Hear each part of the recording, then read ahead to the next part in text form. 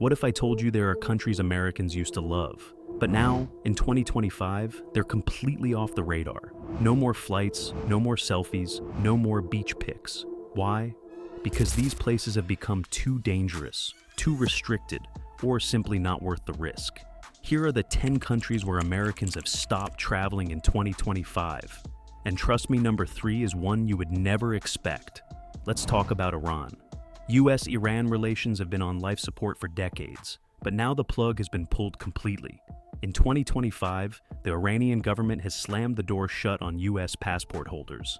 They're not issuing visas. They've shut down all informal channels for entry. And worse, dual nationals are being detained under espionage accusations. Even humanitarian workers and journalists, people who go to help, are vanishing into Iran's legal maze for months, sometimes without trial or contact.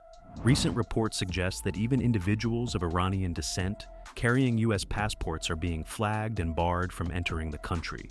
Families trying to visit relatives are turned away at airports or detained for questioning. Social media posts critical of the Iranian regime, even if years old, are being used as grounds for arrest. The US government is warning travelers, if you go to Iran, no one can help you. You're on your own. The embassy has no presence. Local authorities don't play by international rules. And the idea of due process? Forget about it. Iran isn't just off the travel map, it's a legal trap. And Americans are the most at risk. Now take a look at Afghanistan. Once full of breathtaking mountains and deep cultural heritage, it's now a black hole of danger. Since the Taliban retook control in 2021, the situation for any foreigner, especially Americans, has gone from bad to terrifying. There's no embassy, no flights, no reliable way in, and absolutely no safe way out. In 2025, the Taliban regime has become more secretive, more militant, and more aggressive in its dealings with foreigners. NGOs that once operated in the country have been expelled or shut down. American citizens who dare to cross the border, even for aid work or journalism, are viewed with suspicion or hostility. The Taliban has made it clear. Americans are seen as threats, symbols of past wars, and even tools to use in political leverage. Travelers risk kidnapping, wrongful imprisonment, or worse. ISIS-K is still active in the region, launching attacks without warning. Even experienced foreign correspondents who have decades of conflict zone reporting under their belts have stopped entering Afghanistan.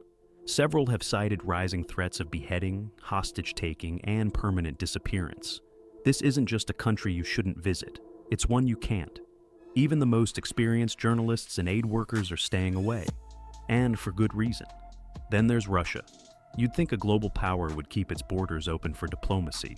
But 2025 tells a different story. US. Russia relations are colder than a Siberian winter. Visa applications are either suspended, lost in processing, or flat out denied.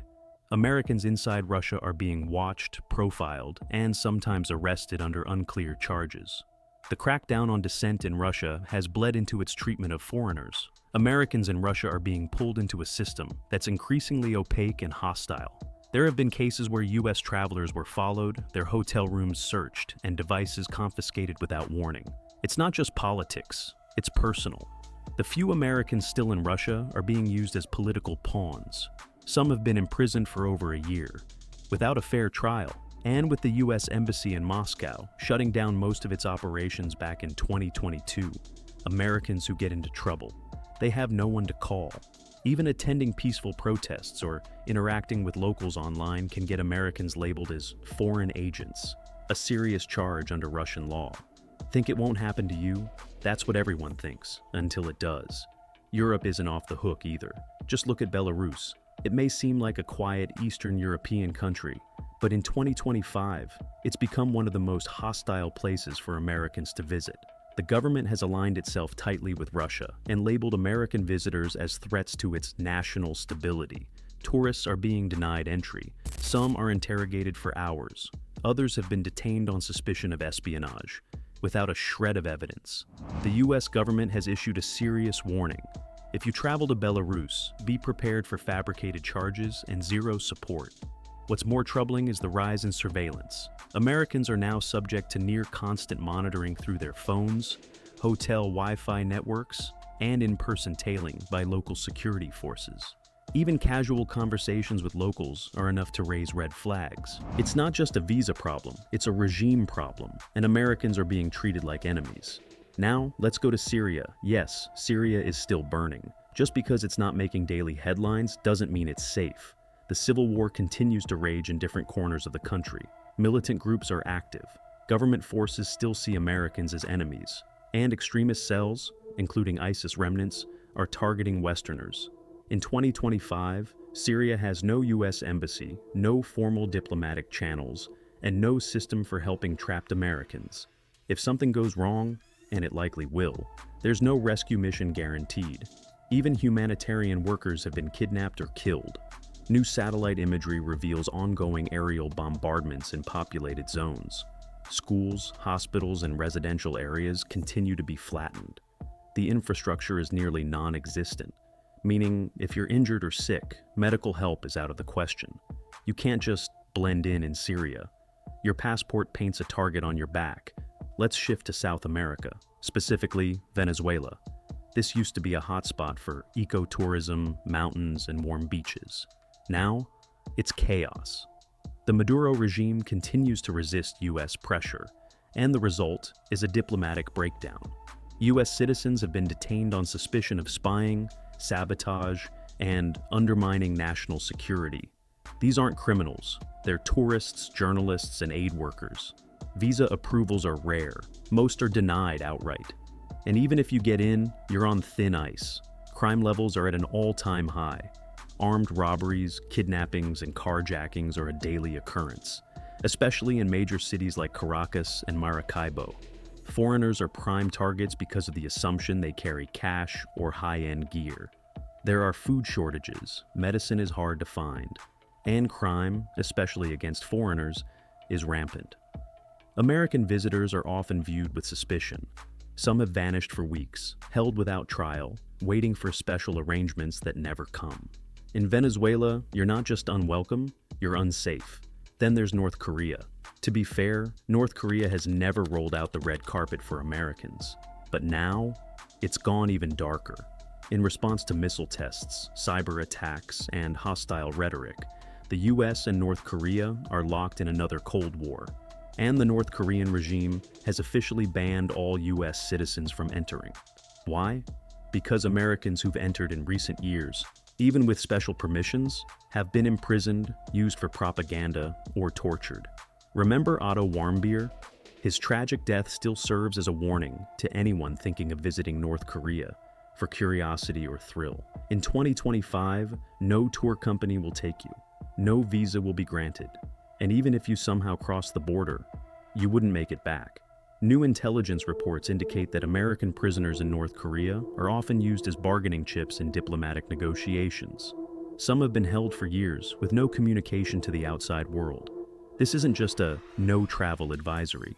It's a complete wall. Let's talk about Yemen. If there's one country that screams chaos, it's Yemen, and for good reason. Since 2015, it's been locked in a brutal civil war.